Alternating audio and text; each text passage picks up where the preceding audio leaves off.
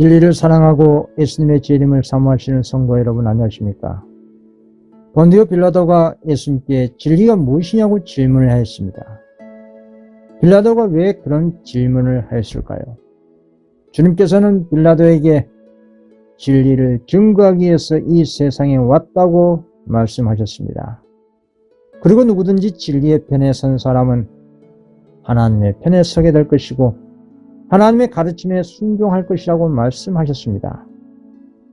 주님께서는 당신의 말씀을 받아들일 준비가 되어 있는 사람에게는 그 말씀 자체가 말씀의 신비를 여는 열쇠가 된다고 하셨습니다. 하나님의 말씀은 스스로 추천하는 능력이 있습니다. 왜냐하면 진리를 통해 성령께서 역사하셔서 우리의 마음에 깨달음을 주기 때문입니다. 그래서 주님께서는 진리를 받아들이고 그 진리를 자기의 것으로 삼을 때에 자신의 황폐된 마음과 정신을 올바르게 재건할 수 있는 유일한 길이라는 것을 알려주셨습니다. 그렇습니다. 빌라도는 예수님의 흠과 점 없는 품성에서 흘러나오는 하늘의 감화를 받았습니다. 그래서 진리를 알고 싶어서 진리가 무엇이냐고 물어본 것이었습니다. 그러나 오늘날 마음이 급한 사람들 또한 진리를 물어보고 더 이상 견딜하지 못하고 그것으로 끝나버립니다. 왜 그럴까요?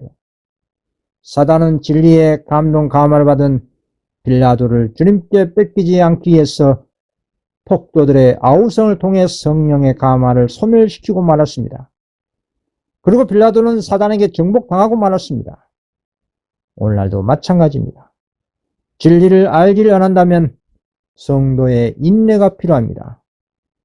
누구든지 주님과 개인적인 교제를 원하는 사람이라면 진리에 대해 더욱 깊은 관심을 가지고 기도하고 인내하는 습관을 배양해야 할 것입니다.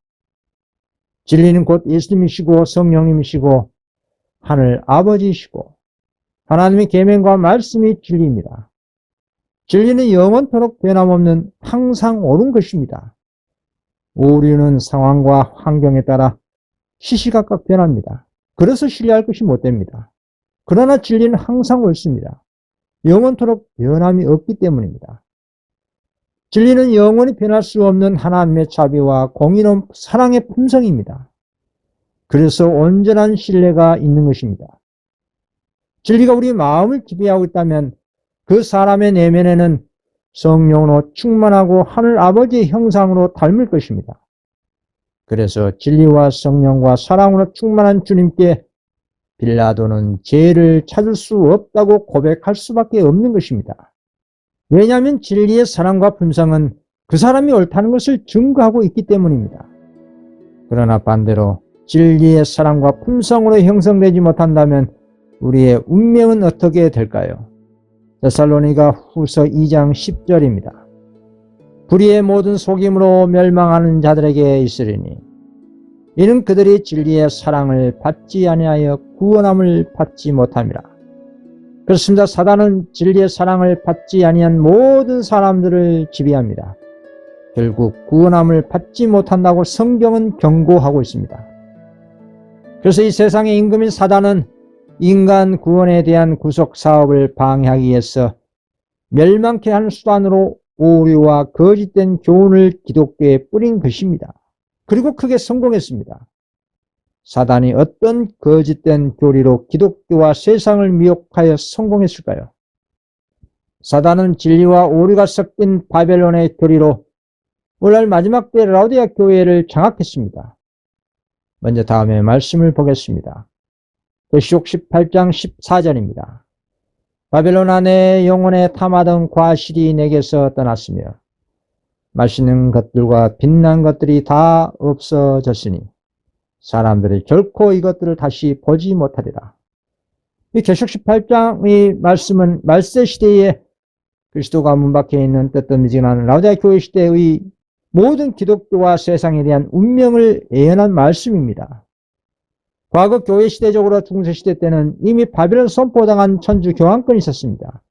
그리고 19세기 초중반에 계시록 14장의 첫째, 둘째 천사 기별을 거절한 개신교, 그리고 2300주의 끝점인 1843 이후 말세 시대의 재림교회가 생겼습니다. 그리고 재림교회는 1888년 셋째 선사 기별을 거절하고 1914년 세계 1차 전쟁으로 세상 권력의 압력에 교단이 큰 시험에 빠져 결국 안식일을 포기한 각서를 쓴 배도의 역사가 있습니다.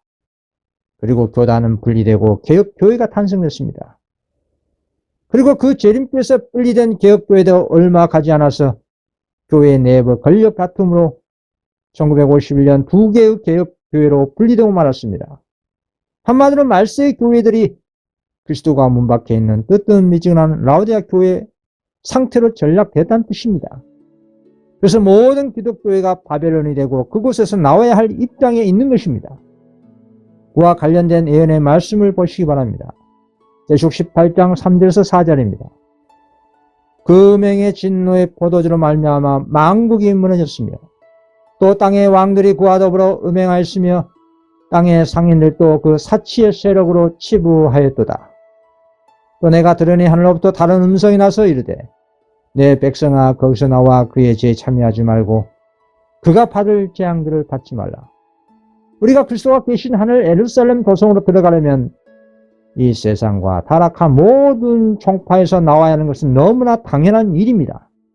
그러나 사단은 자신의 영혼들을 장악하기 위해서 아주 철저하게 거짓된 교리와 교훈으로 그 단체에 매여있게 한 연고로 성실한 자녀들도 나오지 못한 실상입니다. 어떤 거짓된 교리로 사람들을 그렇게 영적으로 타락시키고 바벨론과 분리하지 못하도록 할까요? 그것은 사단의 가장 큰 대표적인 오류가 영혼 불멸설과 일요일 신성설입니다. 바벨론 상품 가운데 가장 잘 팔리는 대표적인 상품이 영혼 불멸설과 일요일 신성설입니다. 이 두 오류의 포도주가 기독교의 상품화가 되어서 이방인 세계까지 편만하게 유통되고 있는 영적 교리 상품들입니다. 그리고 두 큰 오류에서 파생된 온갖 거짓된 교리가 있습니다. 언제설, 믿기만 하면 구원받는 설, 그리스도 신성을 부정하고 성령 하나님을 부정하고 그리고 강신술과 수많은 거짓 교리들이 지금도 상품화되어 기독교 사회에 유통되고 사람들을 미혹하고 또 미혹당하고 있는 것입니다. 죄를 지어도 영원히 죽지 않는다는 말은 하나님의 말씀에 대한 정면 도전한 사단의 최초의 거짓말이고 강신술입니다. 창세기 2장 17절 보십시오. 선악을 알게 하는 나무의 열매는 먹지 말라. 내가 먹는 날에는 반드시 죽으리라 하시니라. 오늘날 예수 믿는 사람들 입장에서 사단의 논리대로 자신의 영혼이 죽어 천국에 바로 갈 수 있다면 지금 빨리 죽는 것이 최고로 행복한 일일 것입니다. 그렇습니다. 사단의 말대로 죽어서 바로 그 영혼이 천국에 들어갈 수 있다면 무엇하러 이 죄악 세상에서 고통받으며 살 필요가 있겠습니까? 그래서 상식적으로 맞지 않는 논리이고 무엇보다 하나님의 말씀에도 맞지 않은 말인 것입니다. 여러분, 성경은 불순종 사람에게 어떻게 될 것이라고 선언했습니까? 모든 범죄한 영혼들은 죽는다고 했습니다.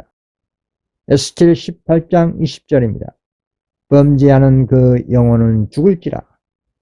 육신이 따로 죽고 영혼이 따로 있어서 천국에나 지옥에 바로 가는 것이 아니라 사람의 호흡이 그치면 한 줌의 흙으로 돌아갈 뿐입니다. 창세기 3장 19절에 너는 흙이니 흙으로 돌아갈 것이라. 시편 146편 4절 그의 호흡이 끊어지면 흙으로 돌아가서 그날에 그의 생각이 소멸하리로다. 사람이 죽으면 그 영혼은 하나님을 찬양할 수도 없고 아무것도 모르는 존재가 된다는 이 말입니다. 전도서 9장 5절에 산 자들은 죽을 줄 알되 죽은 자들은 아무것도 모르며 그들이 다시는 상을 받지 못하는 것은 그들의 이름이 잊어버린 바 됨이라. 영혼이란 말은 육신과 다른 의식체를 말하는 것이 아니라 전인적인 살아있는 인격체를 총칭해서 영혼이라고 부르는 것입니다. 그래서 다윗도 죽어 아직 무덤에 있다고 바울 사도는 증거한 것입니다. 사도행전 2장 29절 형제들아 내가 조상 다윗에 대하여 담대히 말할 수 있노니 다윗이 죽어 장사되어 그 묘가 오늘까지 우리 중에 있도다. 사도행전 2장 34절입니다.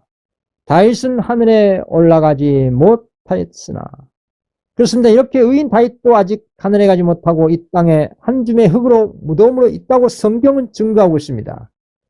그런데 오늘날 기독교 사회에서 일부 주장하는 논리대로 죽은 사람의 영혼이 하늘에 바로 가거나 지옥으로 바로 갈 수가 있겠습니까? 이 같은 거짓된 교훈은 성경의 가르침이 아니라 사단이 만든 최초의 거짓말입니다. 이 같은 사단의 오류에 기독교가 완전히 기만당한 것입니다. 그래서 이 같은 현대 강신술의 기초가 되는 사단의 영혼 불멸설은 오랫동안 기독교 사회에 자리 잡은 대표적인 바벨론 교리 상품이라는 것입니다. 그런데 왜 이런 바벨론 교리가 그리스도 교회와 세상에 잘 유통이 되는 것일까요?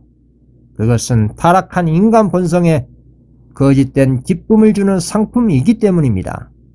일반적으로 장례식장에 가면 사람들이 유가족들에게 위로하는 말 중에 고인이 된 그 영혼이 하늘에 가서 편히 쉬고 있으니 너무 슬퍼하지 말라고 위로를 합니다. 그런 오류의 이론이 일상적으로 사람들에게 무의식적으로 주입이 되다 보니 영혼 불멸설 또는 영혼 지옥설을 믿게 되는 것입니다. 회개하지 않은 사람이나 거듭나지 않은 사람, 할 것 없이 누구나 죽으면 영혼이 나는 존재하지도 않은 그 무슨 의식체가 천국에 바로 간다면 굳이 예수님을 믿을 이유도 필요도 없고 더더욱 죽은 성도를 부활시키기 위해서 이 지구 행성에 예수님께서 재림하실 필요가 없게 되는 것입니다. 이미 그 영혼이 천국에 가 있고 또 어떤 악인은 지옥불에서 고통당하고 있다면 무엇하러 심판을 하시기 위해서 예수님께서 다시 오시겠으며 무엇하러 다시 오셔서 당신의 자녀들을 부활시켜 하늘로 데리고 간다고 약속을 하겠습니까? 그래서 사단의 최초의 이 같은 거짓말인 영혼은 죽지 않는다는 이 강신술은 타락한 기독교를 더욱더 기만하게 한 것입니다. 사단은 각 시대마다 그 시대의 상황과 환경에 맞게 광명한 천사의 모양으로 변장해서 교회를 강신술로 타락시켰습니다. 사단은 각 시대에 맞는 과학과 기술을 일하는 매개체로 삼아서 거짓된 이적을 일으키고 사람들의 질병을 고쳐서 하나님의 역사라고 믿게 하는 것입니다. 부절제하게 먹고 마시는데도 병 고침을 받는다면 과연 그 치유가 하나님의 역사라고 할 수가 있을까요? 그렇습니다. 그런 이적은 사단의 역사라고 확신해도 될 것입니다. 주님께서는 결코 부절제하게 먹고 마시는 죄악과 복음에 대한 고의적인 불신과 회개를 거절한 사람의 질병을 치료해 주기 위해서 이적을 행할 수가 없습니다. 그러나 사단은 하나님의 계명에 불순종하고 믿음을 행사하지 않더라도 얼마든지 현대과학과 기술을 동원해서 또한 초자연적인 역사로 질병 치료를 할 수가 있다는 것입니다. 이 같은 사단의 거짓된 이적이 유행하다 보니 오늘날 기독교인들과 불신자들과의 구별할 수 없을 정도로 거의 동일하게 되고 말한 것입니다. 주님께서 내가 거룩하니 너희도 거룩하라고 하셨습니다. 그런데 교인들은 세상 사람들이 사랑하는 것을 사랑하고 있고 그 세상인들과 연합하고 있습니다. 이 같은 사단은 기독교를 멸절시키기 위해서 하나의 큰 단체로 연합시켜 강신술의 대열에 쓸어 넣고 있는 것입니다. 과거 고대 사회에서는 노골적으로 요술이라는 강신술로 사람을 속였지만 오늘날 현대사회에서는 첨단 과학과 성경의 교리로 매개임을 삼아 사람들을 속이고 있다는 것입니다. 그 대표적인 강신술 교리가 영혼불멸설이라는 것입니다. 영혼불멸설 이 강신술은 이교 철학에서 천주교로 그리고 개신교로 유포되고 오늘날 가장 잘 팔리는 바벨론 상품이 된 것입니다. 이 같은 공통의 교를 통해서 세상과 종교계를 하나로 결성하는데 사단은 크게 성공했습니다. 여러분, 어떤 교리로 단체나 개인의 사상이 세뇌가 되어서 하나의 공동체가 되면 그 단체에서 빠져나오기가 매우 어려운 상태가 되는 것입니다.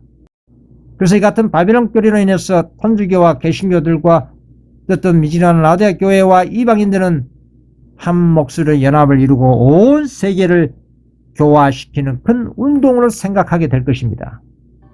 그리고 자신들이 오랫동안 기다렸던 복편년을 돌이켜 하는 운동이라고 선포하는 큰 기만에 빠지게 된다는 것입니다. 그래서 성경의 최후의 경고는 바벨론 가운데 있는 성실한 하나님의 자녀들에게 거룩하지 못한 그 단체와 악인들과의 관계를 청산하라는 것입니다. 철저히 분리개혁하라고 경고하는 것입니다. 고린도후서 6장 16절에서 18절입니다. 하나님의 성전과 우상이 어찌 일치가 되리요? 우리는 살아계신 하나님의 성전이라. 이와 같이 하나님께서 이르시되 내가 그들 가운데 거하며 두루 행하여 나는 그들의 하나님이 되고 그들은 나의 백성이 되리라. 그러므로 너희는 그들 중에서 나와서 따로 있고 부정한 것을 만지지 말라. 내가 너희를 영접하여 너희에게 아버지가 되고 너희는 내게 자녀가 되리라. 전능하신 주의 말씀이라 하시니라. 여러분, 기독교 신앙을 전혀 하지 않은 무신론자들은 어쩔 수 없다고는 하지만 최소한 기독교인들은 성경을 기반으로 자신이 무엇을 어떻게 믿고 있는지 스스로 성경 연구를 해야 하는 것입니다. 그래서 마지막 때의 라오디게아 교회 시대의 상태를 벗어나도록 하늘의 참된 증인이신 예수님께서 하늘의 상품을 제시하셨습니다. 다음의 말씀을 먼저 보겠습니다. 계시록 3장 18절입니다. 내가 너를 권하노니 내게서 불로 연단한 금을 사서 부요하게 하고 흰옷을 사서 입어 벌거벗은 수치를 보이지 않게 하고 안약을 사서 눈에 발라보게 하라. 불로 연단한 금은 진리의 사랑으로 역사하는 예수 믿음을 의미합니다. 그리고 흰옷은 흠과 점 없는 그리스도의 품성을 의미합니다. 안약은 선과 악, 옳고 그름, 진리와 오류를 분별할 수 있는 영적인 분별력을 의미합니다. 이 세 가지를 하나로 더 압축한다면 마땅일보가 증거의 진리의 말씀인 것입니다. 이 진리의 말씀으로 인해서 우리의 의의 교사이신 성령님께서 역사하십니다. 그리고 이 예언의 말씀을 겸손한 마음으로 연구해야 깨달을 수가 있는 것이고 그 깨달은 진리의 말씀으로 불로 연단된 금과 같은 예수 믿음이 생기는 것입니다. 그리고 거듭나는 성령의 역사가 있는 것입니다.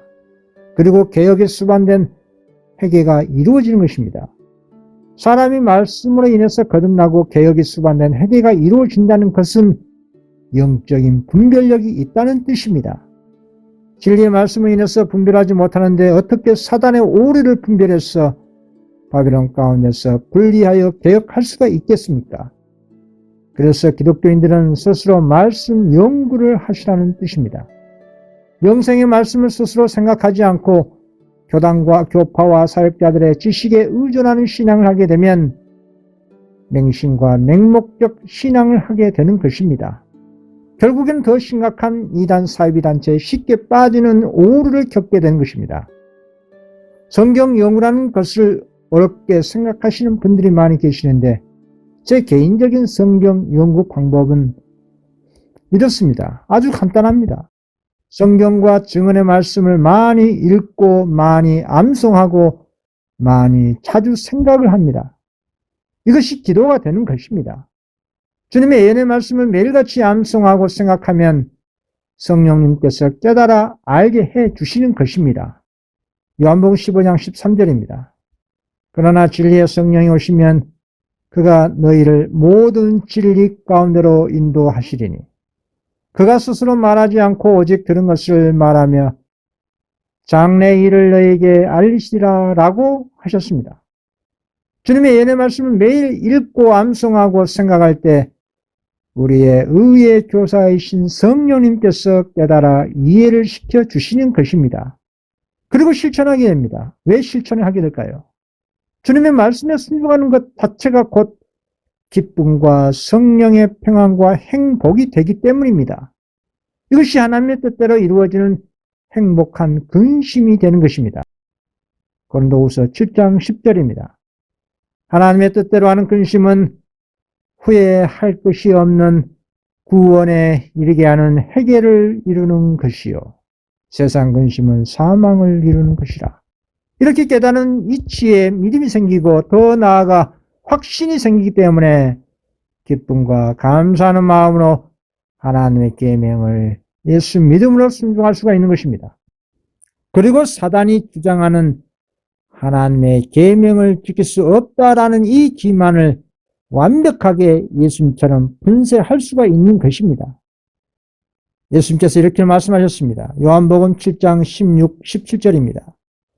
예수께서 대답하여 이르시되 내 교훈은 내 것이 아니요 나를 보내신 이의 것이니라. 사람이 하나님의 뜻을 행하려 하면 이 교훈이 하나님께로부터 왔는지 내가 스스로 말함인지 알리라. 기도하고 말씀을 연구하면 의의 교사이신 성령님께서 우리의 마음에 깨우침을 주십니다. 그러면 그 깨달음을 감사한 마음으로 순종하고 싶은 마음이 들고 즉각적으로 실천을 하게 됩니다. 그 말씀과 교리와 예언에 대한 이해가 없을 때는 순종할 수가 없습니다. 그러나 성령으로 말미암아 그 예언의 말씀과 성경의 교리를 연구해서 깨달음이 생길 때는 과감하게 세상을 포기하고 깨닫는 진리에 순종하는 기쁨을 누리게 되는 것입니다. 그리고 자신의 모든 기득권을 과감하게 내려놓게 됩니다. 그 증거로서 세상과 더욱 분리가 되고 어떤 미지근한 라오디게 교회와 세상과 바벨론 교단과 교파와 분리가 되고 주님께서 인도하신 생명의 좁은 길로 더 전진하고 있는 자신을 말씀을 통해 객관적으로 판단할 수가 있는 것입니다. 그런 과정을 통해 자신을 돌이켜 판단해 보면 자신을 인도하고 있는 것이 하나님께로 온 교훈인지 아니면 이 세상의 교훈인지 알 수가 있다는 것입니다. 이렇게 성경과 예내신을 많이 읽고 그리고 성경 구절을 많이 암송하고 말씀에 대해서 많이 생각을 하게 되면 그것 자체가 기도가 되고 연구가 된다는 말씀을 드리고 있는 것입니다. 이 같은 방법은 제가 20년 넘게 하고 있는 성경 연구 방법입니다. 다른 사람들이 어떻게 깨닫는 것은 내 자신에게 중요하지 않습니다. 중요한 것은 내 자신이 의의 교사이신 성령님으로 말미암아 깨닫는 것이 중요한 것입니다. 그렇다면 사단의 최초의 거짓말인 영원히 죽지 않는다는 이 이설과 악인이 죽지 못하고 영원히 지옥불의 고통을 받는다는 이 거짓말에 대해서 성경은 어떻게 반박하고 있습니까? 하나님께서 죄로 말미암아 사람이 죽으면 한 줌의 흙으로 돌아갈 것이라고 하셨습니다. 창세기 3장 19절입니다. 너는 흙이니 흙으로 돌아갈 것이라. 흙으로 지음을 받은 인간이 죄로 말미암아 죽으면 한 줌의 흙으로 돌아가는 것일 뿐입니다. 그리고 회개하고 죽은 신실한 자녀들은 예수님의 재림 때 생명의 부활로 재창조될 것을 성경은 가르쳐주고 있는 것입니다. 데살로니가 전서 4장 16, 17절입니다. 주께서 호령과 천사장의 소리와 하나님의 나팔 소리로 친히 하늘로부터 강림하시리니 그리스도 안에서 죽은 자들이 먼저 일어나고 그 후에 우리 살아남은 자들도 그들과 함께 구름 속으로 끌어올려 공중에서 주를 영접하게 하시리니 그리하여 우리가 항상 주와 함께 있으리라. 이렇게 주님 오신 그날에 재창조가 되는 것입니다. 이것이 성경에서 가르치는 부활신앙인 것입니다. 바울 사도의 부활에 대한 소망을 보십시오. 빌립보서 3장 10절에서 11절입니다. 내가 그리스도와 그 부활의 권능과 그 고난의 참여함을 알고자 하여 그의 죽으심을 본받아 어떻게 해서든지 죽은 자 가운데서 부활에 이르게 하노니. 그리고 예수님께서 죽었다가 다시 부활한 장면을 보십시오. 누가복음 24장 39절입니다. 내 손과 팔을 보고 나인 줄 알라. 또 나를 만져보라. 영은 살과 뼈가 없으되 너희 보는 바와 같이 나는 있느니라. 제자들은 주님의 부활이 유령으로 생각했습니다. 그러나 주님께서는 살과 뼈가 없는 유령이 아니라 실제적인 몸의 부활로 의심 많은 제자들에게 당신 몸을 보여주신 것입니다. 바울 사도도 영의 부활이 아닌 실제적인 몸의 부활을 전도했습니다. 사도행전 17장 18절입니다. 어떤 에피쿠로스와 스토아 철학자들도 바울과 쟁론할세 어떤 사람은 이르되 이 말장이가 무슨 말을 하고자 하느냐 하고 어떤 사람은 이르되 이방인 신들을 전하는 사람인가 보다 하니 이는 바울이 예수와 몸의 부활을 전하기 때문이러라. 이렇게 성경은 사람이 죽으면 한 줌의 흙으로 돌아가 있다가 예수 재림 때 주 안에서 잠자는 성도들이 몸의 부활로서 영생한다는 것을 가르치고 있다는 것을 성경 말씀을 통해 우리는 알 수가 있는 것입니다. 그러나 오늘날 은혜 시기 동안 고의적으로 회개하지 않고 영원한 복음을 고의적으로 거절한 사람에게는 결국 최종적으로 둘째 사망을 당할 것을 가르쳐 주고 있습니다. 요한복음 5장 29절입니다. 선한 일을 행한 자는 생명의 부활로, 악한 일을 행한 자는 심판의 부활로 나오리라. 천년기 지난 후에 그리스도와 성도와 하늘새 예루살렘 도성이 내려온 이후에 심판의 부활로 일어난 악인들은 최후의 집행 심판을 하늘의 유황불로 태움받는 상황이 일시적인 지옥불이 되는 것입니다. 다음에 말씀을 보면 확인할 수가 있습니다. 계시록 14장 10절입니다. 그도 하나님의 진노의 포도주를 마시리니 그 진노의 잔에 섞인 것이 없이 부은 포도주라. 거룩한 천사들 앞과 어린 양 앞에서 불과 유황으로 고난을 받으리니. 또 계시록 19장 20절 말씀 보겠습니다. 짐승이 잡히고 그 앞에서 표적을 행하던 거짓 선지자도 함께 잡혔으니 이런 짐승의 표를 받고 그의 우상에게 경배하는 자들을 표적으로 미혹하던 자라. 이 둘이 산채로 유황불 붙는 못에 던져지고. 또 계시록 21장 8절입니다. 그러나 두려워한 자들과 믿지 아니하는 자들과 흉악한 자들과 살인자들과 음행하는 자들과 점술가들과 우상 숭배자들과 거짓말하는 모든 자들은 불과 유황으로 타는 못에 던져지리니 이것이 둘째 사망이라. 그렇습니다. 고의적으로 회개하지 않은 악인들의 부활은 사단과 타락한 천사들과 함께 하늘의 유황불로서 완전히 태워 소멸시키는 것이 둘째 사망이고 이때의 상황이 바로 지옥이란 뜻입니다.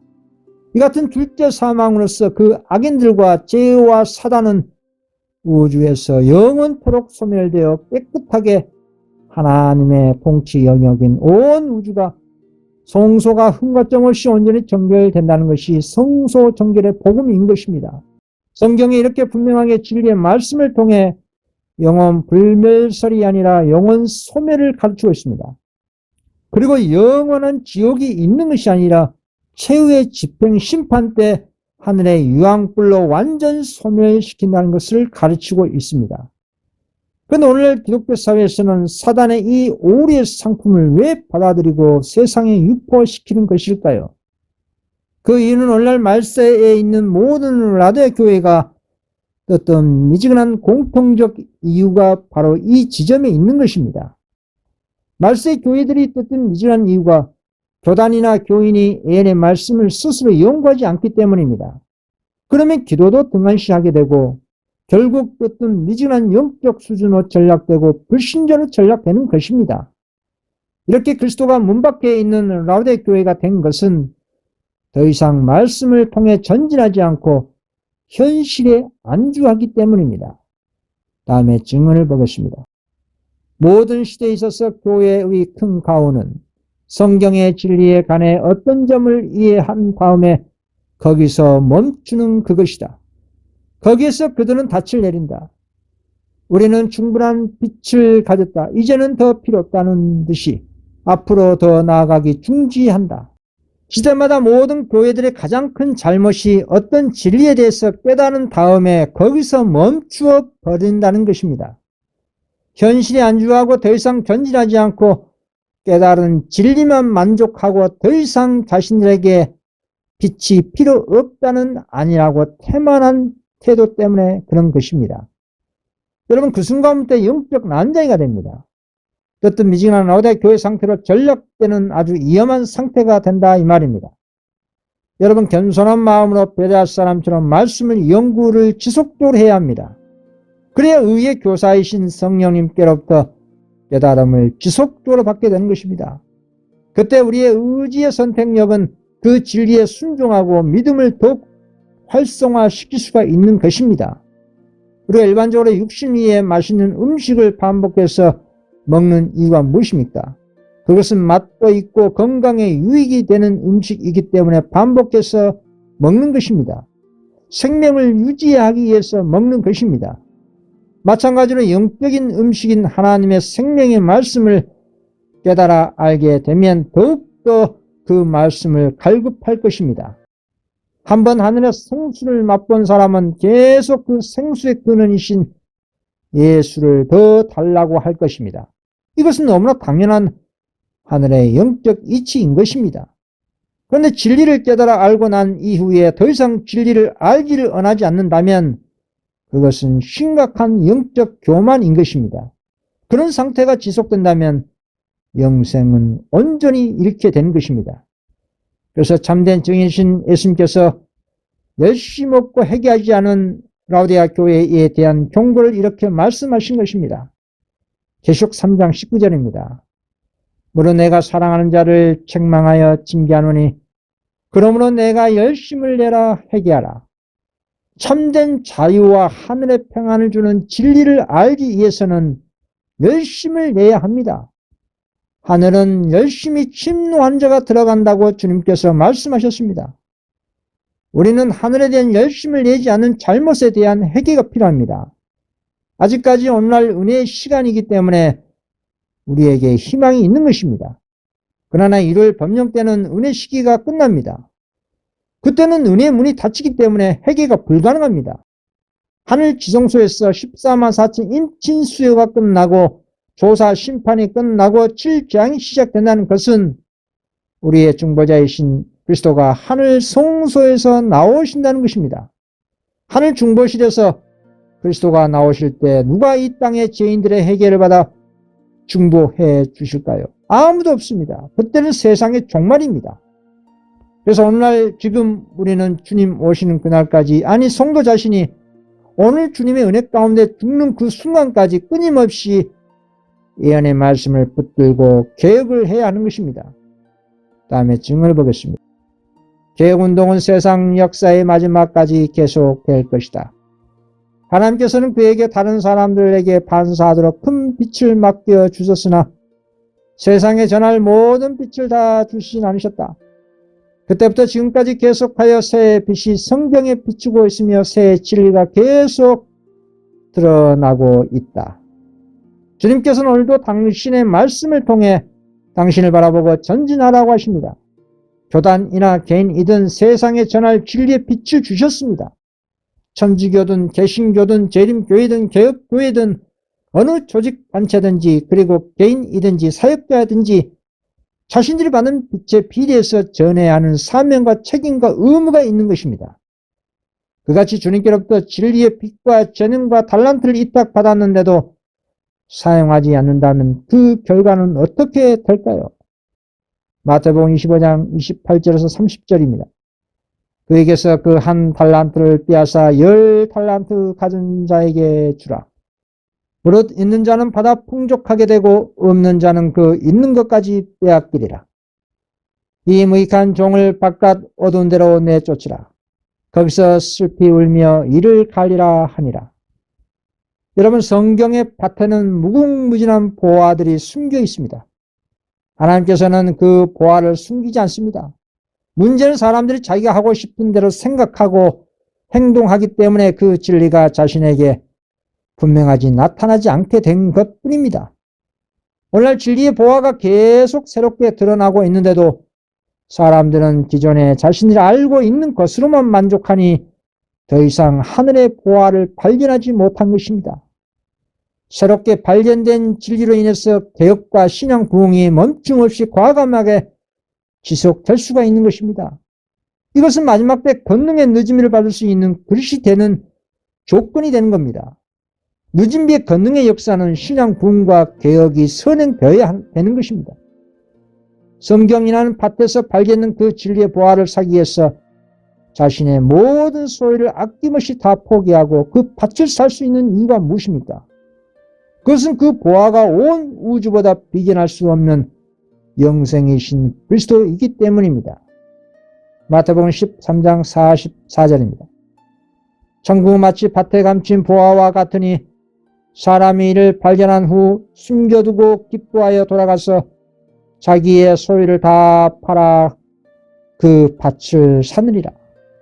성경이는 밭에서 보화를 발견하게 되면 지속적으로 성경을 끊임없이 광맥을 파고 들어가듯 연구하게 되는 것입니다. 계시록 14장의 새 천사의 경험과 계시록 18장 1절의 네 번째 천사와 계시록 18장 4절에 다섯 번째로 내려온 많은 천사들의 그 보화를 발견하게 되면 오순절 초대교회의 정신이 회복될 것입니다.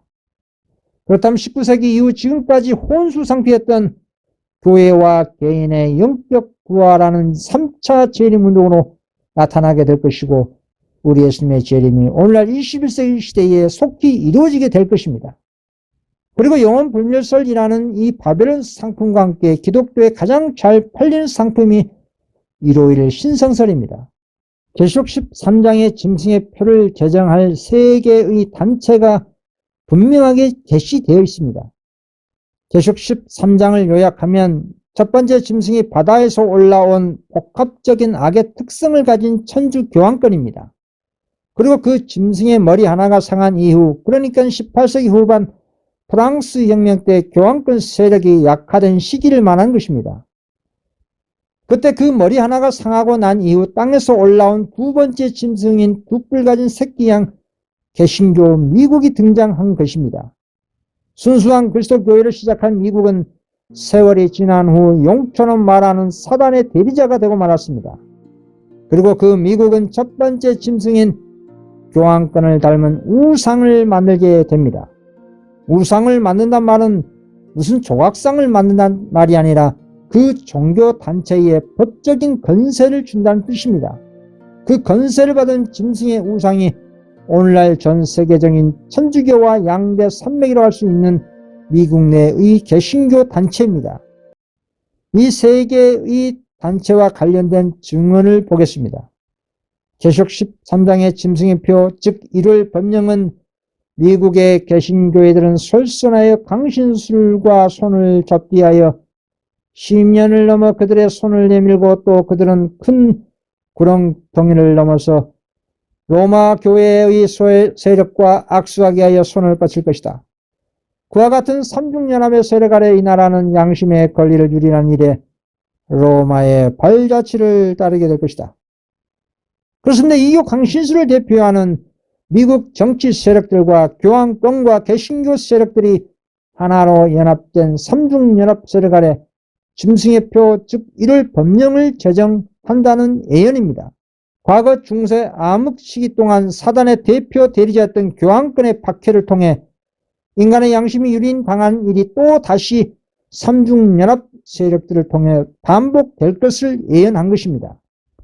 그래서 계시록 14장의 셋째 천사는 짐승의 표를 받지 말라고 외치고 있는 것입니다.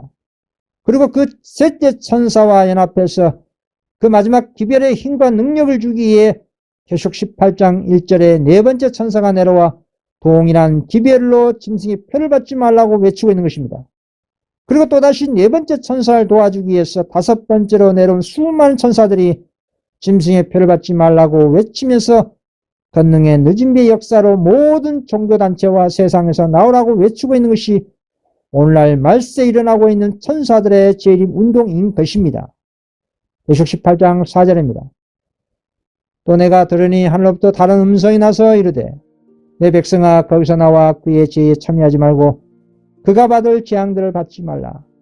이 같은 재림운동이 전 세계적으로 일어나면 사단은 이 운동을 방해하기 위해서 이를 법령을 자신의 종교 세력과 정치 세력들을 통해 국법으로 제정해서 하나님의 창조의 기념일이요 구속과 성화의 표정인 제7일을 지키지 못하도록 할 것입니다. 그 예언된 말씀을 보겠습니다. 계시록 13장 15절에서 17절입니다. 그가 건세를 받아 그 짐승의 우상에게 생기를 주어 그 짐승의 우상으로 말하게 하고 또 짐승의 우상에게 경배하지 아니한 자는 몇이든지 다 죽이게 하더라. 그가 모든 자 곧 작은 자나 큰 자나 부자나 가난한 자나 자유인이나 종들에게 그 오른손에나 이마에 표를 받게 하고 누구든지 표를 가진 자 외에는 매매를 못하게 하니 이 표는 곧 짐승의 이름이나 그 이름의 수라. 이렇게 재림 전에 확실한 짐승의 표 예언은 하나님의 계명인 제7을 비롯해서 10계명을 믿음으로 지킬 것인지 아니면 인간의 전통과 유전인 일요일을 지킬 것인지 놓고 선악간에 큰 투쟁이 있게 될 것을 성경은 예언하고 있습니다.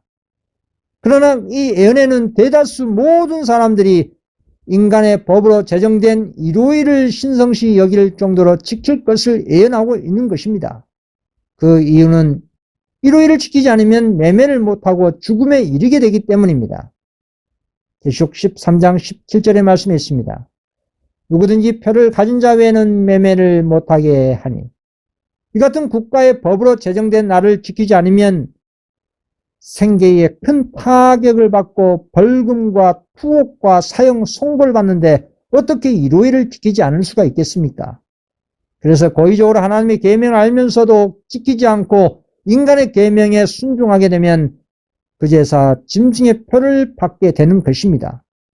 그리고 그 결과는 7장의 첫 번째 재앙인 종기재앙을 당하게 되고 구원을 잃게 되는 것입니다.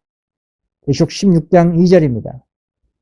첫째 천사가 가서 그 대접을 땅에 쏟음에 짐승의 표를 받은 사람들과 그 우상에게 경배하는 자들에게 악하고 독한 종기가 나더라.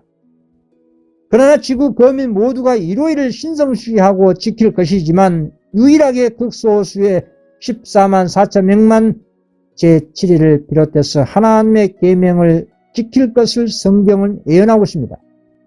계시록 12장 17절입니다.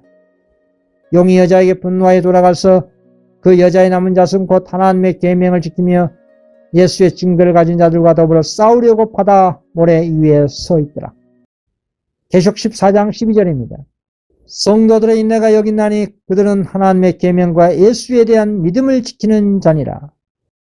여자의 남은 자손 즉 14만 4천 명만이 죽음을 불사하고 오직 하나님의 계명을 예수 믿음으로 지키며 온유와 겸손과 인내로 야곱의 환난을 통과할 것을 예언한 것입니다.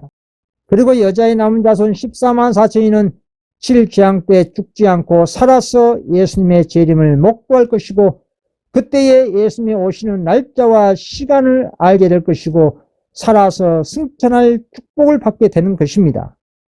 그런데 놀라운 하나님의 은혜는 14만 4천의 그 빈자리에 바벨론과 세상에 있는 성실한 자녀들에게 그 자리가 돌아갈 것을 예언하고 있다는 것입니다. 계시록 18장 4절 다시 보겠습니다. 또 내가 들으니 하늘로부터 다른 음성이 나서 이르되 내 백성아 거기서 나와 그의 죄에 참여하지 말고 그가 받을 재앙을 받지 말라. 이 말씀은 어느 특정 종교 단체에 국한된 것이 아니고 이 세상과 바벨론 가운데 있는 모든 종교 단체 안에 있는 하나님의 성실한 자녀가 있기 때문에 주님께서는 내 백성아 나오라고 호소하고 있는 것입니다. 그리고 그 불법과 오류와 죄의 단체에 참여하지 말고 그들이 받을 재앙을 받지 말라고 호소하신 것입니다.